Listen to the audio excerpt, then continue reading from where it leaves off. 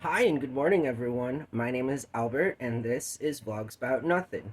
Thank you very much for taking the time out of your very busy day to join me. I really appreciate it. I wouldn't have you anywhere else other than right here with me in my room, talking to myself on my phone with the comments turned off so that everyone knows that it's a safe space. It's like a third space in the digital world, you know? Come watch this fool talk about nothing aimlessly while he tries to make sense of it all in real time because the show is completely unscripted.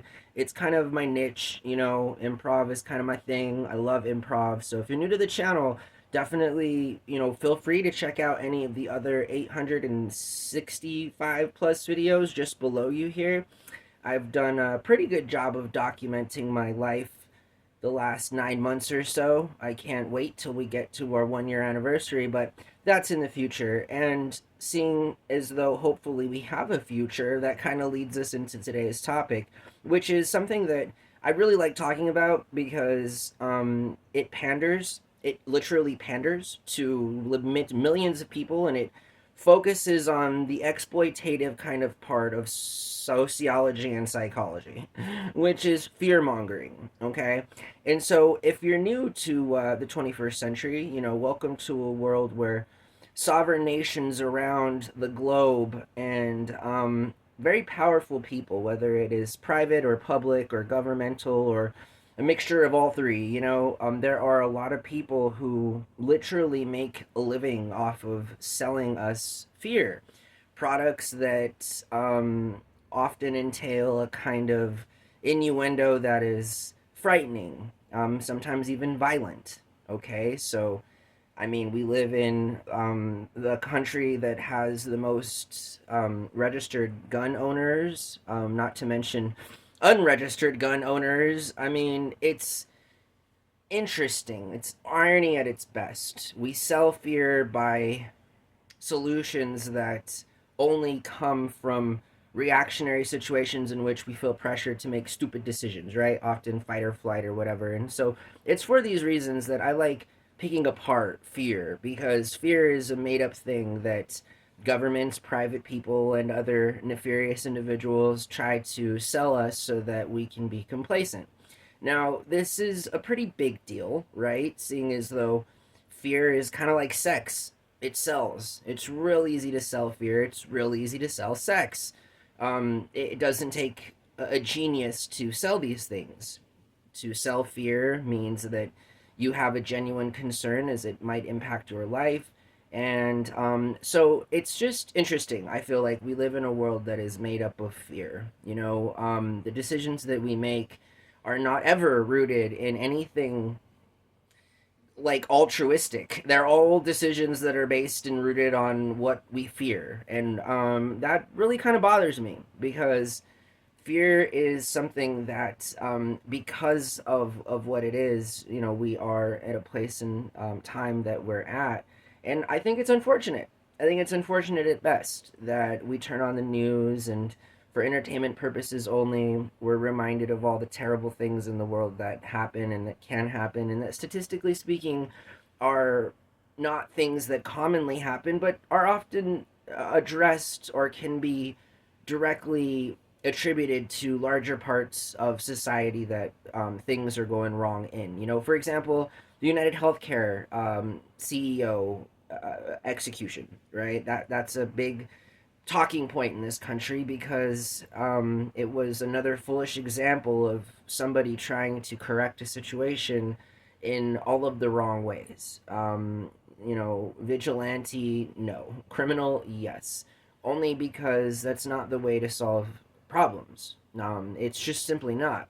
An eye for an eye will literally make everyone blind. And I know I've heard this before. Maybe I've been told that before. I'm not sure. But it is a good metaphorical example of why it's not always a good idea to try and retaliate in a way that is unconstructive at best. And so I'm taking this time out of our day to just remind everybody that you shouldn't be fearful about the decisions that you make in your life. You shouldn't be gaslit into feeling a certain type of way. And if the world is a place that requires some work, then I feel like it's up to all of us to get that work done, you know? And I feel like it's an important thing to talk about because all of the time, you know, I think that again, like for example, with the drone situation, another good example of what I feel like to be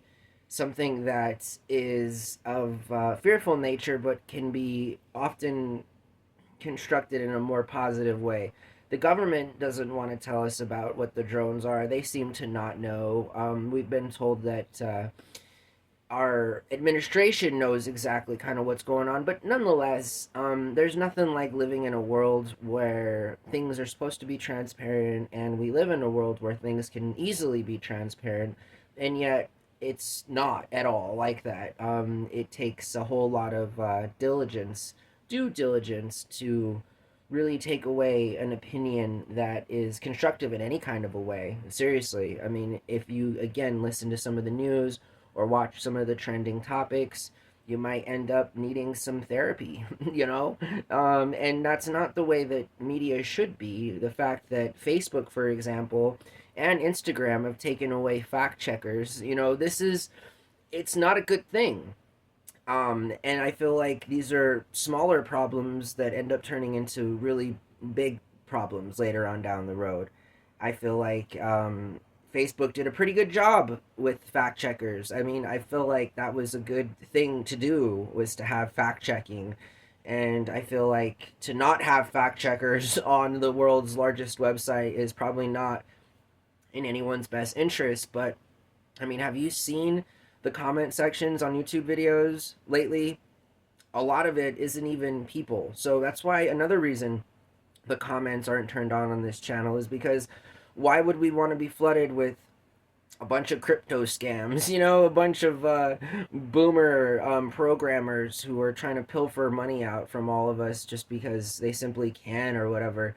The world has a lot of little scams going on right now, you feel me? And it's actually, I would argue, a lot harder to even do things that are honest in this country, right? Whether it's not reporting a few dollars on things that you sell from the confines of your own home. I mean, seriously, like, this trickles down, and to say that I'm the only person that has these thoughts would be false, I think, right? The people that make decisions and stuff that are based on facts and empirical evidence and so forth, I can assume safely are also thinking along some of these lines. There's several bubbles building up online right now, all of which are going to end in, you know, heartbreak.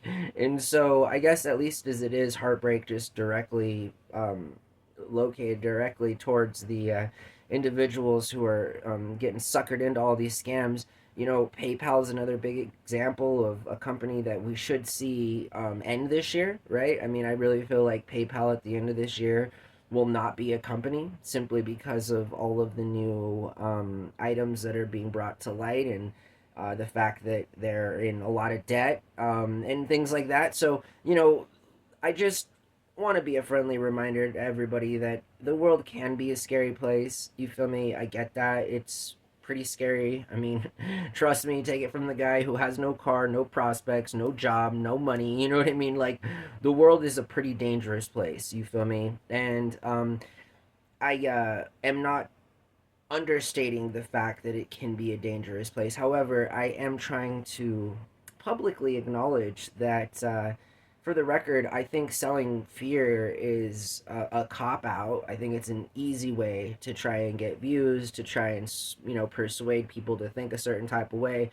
What's a lot more difficult is to level with people, um, try and provide them with other insight that isn't so mainstream. And I feel like that's one of the things that I try to do here on this channel.